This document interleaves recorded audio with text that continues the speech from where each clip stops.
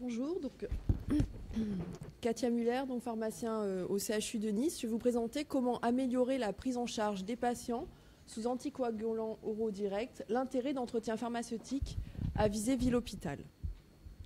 Donc, mes liens d'intérêt.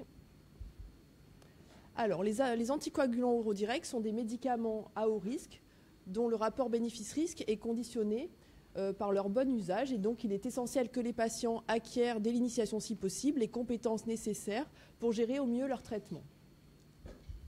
Alors quel est le contexte? Tout d'abord, au niveau hospitalier, l'ordonnance PUI de décembre 2016 a inscrit les activités de pharmacie clinique dans les missions réglementaires du pharmacien hospitalier, et donc les entretiens pharmaceutiques font partie des actes de pharmacie clinique.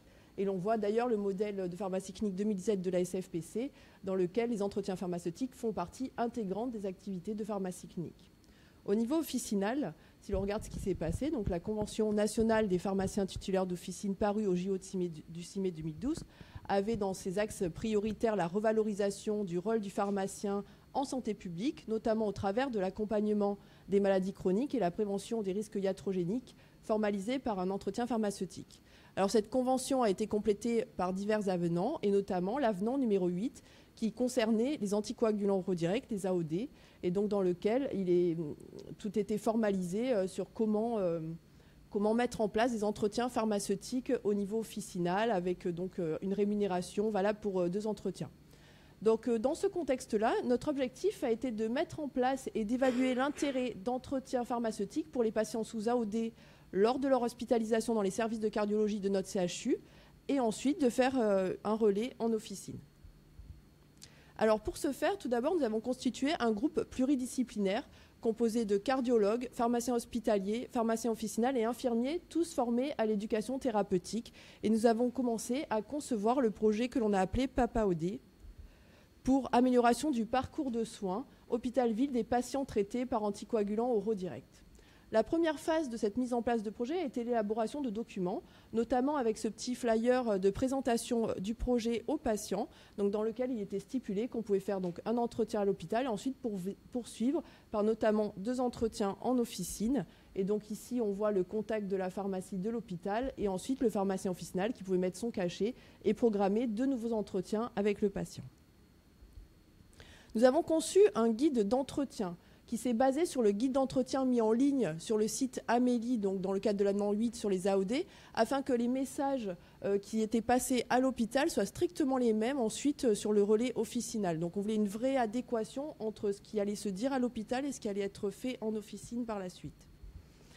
Nous avons fait un compte-rendu d'entretien pour le médecin hospitalier, une fiche de suivi d'entretien également, donc permettant d'évaluer les différentes compétences acquises par le patient, une lettre pour le pharmacien d'officine, un questionnaire de satisfaction. Et lors de nos entretiens, nous avons utilisé différents outils, notamment la remise des cartes sur les AOD qui sont distribuées par l'industrie pharmaceutique.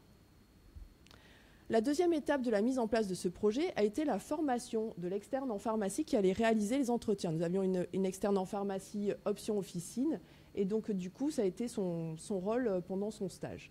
Alors cette formation s'est faite en plusieurs étapes. Tout d'abord, elle a observé plusieurs entretiens réalisés par un pharmacien senior. Ensuite, on a fait des simulations d'entretien pharmaceutique avec plusieurs scénarios au niveau de la pharmacie avec l'équipe pharmaceutique. Et enfin, elle a fait des entretiens pharmaceutiques accompagnés par un pharmacien senior afin à chaque fois, à la suite de chaque entretien, de faire un réajustement. Et donc ça a validé sa formation. Enfin, nous avons donc mis en place ce projet d'entretien. Donc, la population concernée était tout patient sous AOD, les initiations en priorité des 3 unités de cardiologie de notre CHU. L'externe étant présente uniquement le matin, nous réalisons donc 3 entretiens maximum par jour. Les points abordés lors de l'entretien étaient les notions générales sur les AOD, l'importance de l'observance, la surveillance, les signes évocateurs de surdosage, les contre-indications, la vie quotidienne, ainsi que l'information des professionnels de santé. Pour chaque critère abordé, les compétences du patient étaient évaluées par différentes techniques, la plus utilisée étant le jeu de rôle avec le patient qui joue le pharmacien et le pharmacien qui joue le patient, ce qui permet de bien voir ce que le patient avait acquis. Un compte-rendu d'entretien était donné au médecin du service pour information et réajustement si besoin. Et la fiche d'évaluation des compétences était transmise aux pharmacies d'officine pour information et proposition de poursuite des entretiens, donc dans le cadre de l'avenant 8 de la Convention nationale. Donc il était proposé, en général les pharmaciens d'officine étaient joints par téléphone, il leur était proposé de poursuivre la démarche et donc de programmer 2 entretiens avec le patient afin d'obtenir la rémunération qui est prévue donc par l'avenant numéro 8. Alors, si l'on regarde les résultats, donc 100 entretiens ont été réalisés sur la période du 14 mars 2017 au 29 juin 2017. 47 étaient des initiations, 51 des poursuites et 2 non déterminés. Les points abordés avec les patients lors des entretiens étaient évalués selon 3 critères, acquis, partiellement acquis et non acquis. Et donc, si l'on regarde d'un peu plus près les résultats, on voit que sur les 7 critères abordés, après un seul entretien, seuls 2 critères ressortent majoritairement acquis, vie quotidienne et information des professionnels. Les 5 autres critères donc, ressortent majoritairement partiellement acquis ou non acquis.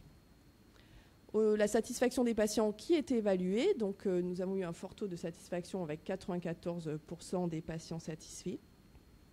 Donc, que pouvons-nous conclure de cette démarche?